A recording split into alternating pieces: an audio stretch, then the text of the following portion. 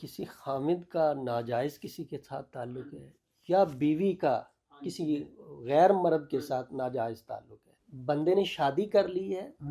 دوسری تیسری، تو پھر اس کے لیے نہیں عمل کیا جا سکتا، طلاق کروانے کے لیے نہیں کیا جا سکتا۔ ناجائز اگر کسی کا کسی کے ساتھ تعلق ہے پھر بیوی اس عمل کو کر سکتی ہے، خامد بیوی کے لیے اس عمل کو کر سکتا ہے، یا اگر خاندان میں کسی لڑکی کا لڑکے کے ساتھ تعلق ہو گیا ہے اور اس کے ساتھ بدنامی کا خطرہ ہے، گناہ کا خطرہ ہے، اور اس کے ساتھ خرافات کے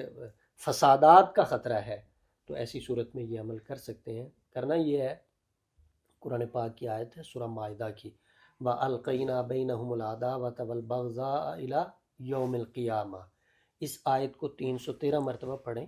آخر میں حکم لگائیں جس کے لیے کر رہے ہیں، پانی پہ دم کریں، کھانے پینے کی چیزوں پہ دم کریں، کہ ان دونوں کا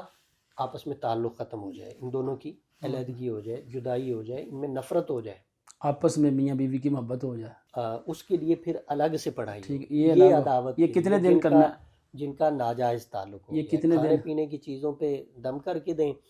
اگر ان کی تصویریں میسر ہو جائیں تو وہ سامنے رکھیں، اور اسی آیت کو پڑھ کے اس کے اوپر کراس کا نشان لگائیں کہ ان دونوں میں تفریق ہو۔ کتنی دفعہ پڑھنی؟ یہ 313 مرتبہ آیت پڑھنی ہے، اور 11 دن اس عمل کو کرنا ہے، ٹھیک ہے۔ اور اس کے کرنے کا جو بہترین ٹائم ہے وہ زوال کا ٹائم ہے، زوال، ٹھیک ہے، منہ میں کوئی کڑوی چیز رکھ کے کریں، سختی